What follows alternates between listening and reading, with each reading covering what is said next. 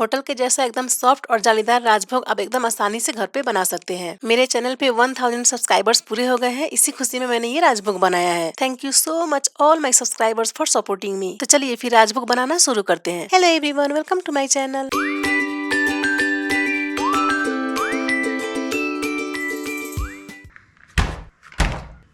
तो राजभोग बनाने के लिए मैंने यहाँ पे 1.5 लीटर फुल फैट मिल्क का यूज किया है, जिससे मैं एकदम बड़े साइज के 10 राजभोग बनाने वाली हूँ। अगर आप छोटे साइज के राजभोग बनाना चाहते हैं तो फिर इसे 14 से 15 बन जाएंगे। अब आप दूध को एक बॉयल आने तक उबाल लीजिए। अब दूध में जब बॉयल आ जाए तब आप गैस का फ्लेम बंद कर दीजिए। अब दूध को 1 से 2 मिनट तक ठंडा कर लीजिए, फिर इसमें विनेगर डालकर फाड़ेंगे। आप लोगों के सपोर्ट के कारण ही आज मेरे चैनल पर 1000 सब्सक्राइबर्स पूरे हुए हैं, तो मैंने सोचा कुछ मीठा बनाते हैं। Thank you so much for this happiness.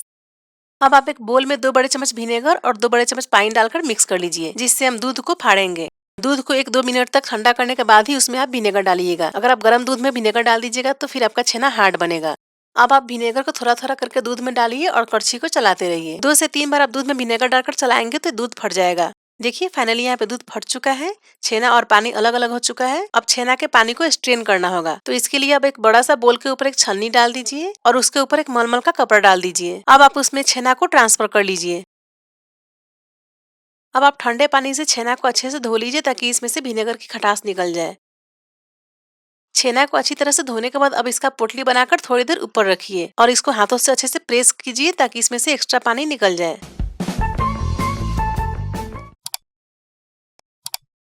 अभी छेना अच्छे से साफ नहीं हुआ है तो इसको एक बार और धो रही हूँ। इस तरह से फिर से आप ठंडा पानी डालकर थोड़ी देर धो लीजिए। अब इसे हाथों से प्रेस करते हुए इसका एक्सेस पानी निकाल लीजिए। अब छेना को 20 से 25 मिनट तक इसी छन्नी में रहने दीजिए ताकि इसमें जो भी एक्स्ट्रा पानी है वो निकल जाए। छेना को एक प्लेट में ट्रांसफर कर लीजिए। अब आप अपनी हथेली की मदद से इसे मसल मसल कर सॉफ्ट कर लीजिए। फिर मैं यहाँ पे 1 चम्मच कॉर्नफ्लोर डाल रही हूँ, आप चाहे तो मैदा भी डाल सकते हैं। कॉर्नफ्लोर डालने के बाद फिर से मसल कर सॉफ्ट कर लीजिए।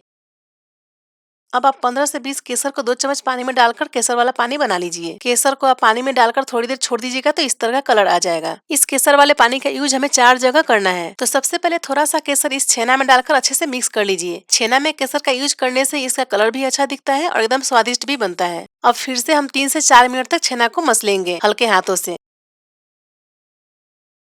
अब आप छेना को अच्छे से मिक्स करके सॉफ्ट कर लीजिए। तो देखिए यहाँ पे छेना एकदम सॉफ्ट हो चुका है। अब इसे मलमल के कपड़े से ढककर थोड़ी देर रेस्ट करने दीजिए। तब तक हम इसका अंदर का फिलिंग बना लेते हैं। जब भी हम राजभोग खाते हैं तो उसके अंदर एक फिलिंग होती है जो खाने में एकदम स्वादिष्ट होती है। तो उसे बनाने के लिए आप एक प्लेट में मिश्री, बारीक कटा पिस्ता, इलायची पाउडर, थोड़ा सा केसर वाला पानी और थोड़ा सा इस छेना को डालकर मिक्स कर लीजिए। अब आप इसकी छोटी साइज की लड्डू बना लीजिए जिससे हम राजभोग के अंदर फिल करेंगे।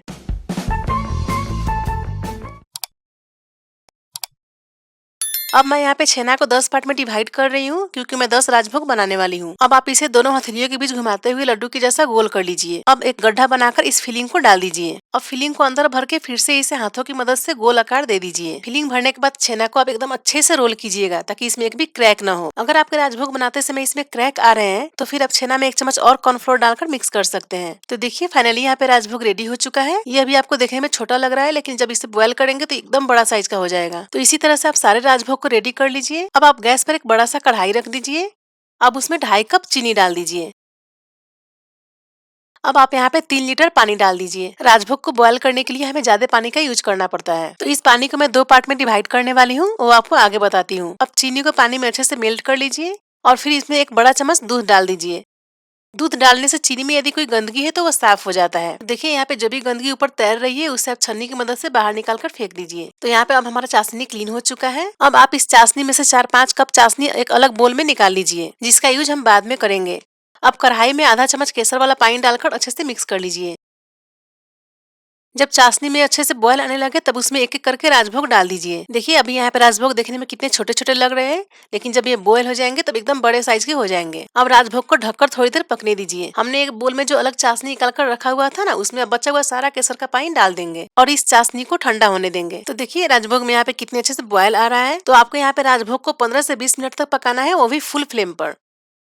और आप बीच बीच में ढक ढक कर पकाइएगा। ढकने के बाद इसमें एक झाग बनती है जो कढ़ाई के बाहर गिरने की चांसेस रहती है, तो जब भी झाग बने तो कढ़ाई का ढक्कन हटा दीजिएगा। जब आपको लगे कि चाशनी गाढ़ी हो रही है तो आप इसमें आधा कप से 1 कप के करीब पानी डाल दीजिएगा, क्योंकि हम लोग यहाँ पे 15 से 20 मिनट तक फुल फ्लेम पर पका रहे हैं, तो चाशनी गाढ़ी होने की चांसेस रहती है। तो जब भी चाशनी गाढ़ी हो उसमें पानी डाल दीजिएगा। यहाँ पे आप 2 से 3 बार पानी का यूज कर सकते हैं और इसी तरह से फुल फ्लेम पर 15 से 20 मिनट तक पकने दीजिएगा राजभोग को। तो देखिए यहाँ पे राजभोग अच्छे से पक चुका है और ये कितने बड़े साइज का हो गया है।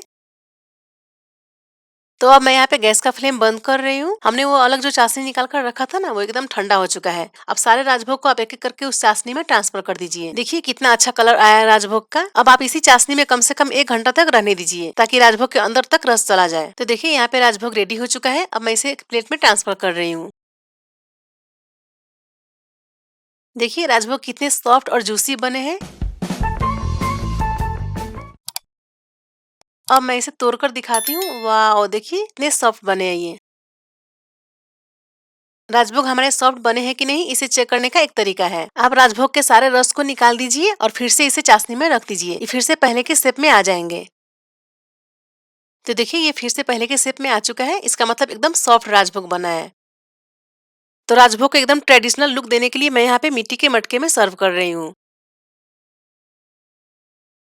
तो देखिए फाइनली यहाँ पे रेडी है मुंह में घुल जाने वाली एकदम स्वादिष्ट राजभोग की रेसिपी। और ये राजभोग आप सभी के लिए। Thank you so much everyone for supporting me. I hope आपको आज की ये रेसिपी अच्छी लगी होगी। अगर अच्छी लगी होगी तो प्लीज लाइक शेयर और सब्सक्राइब कीजिएगा। बाय।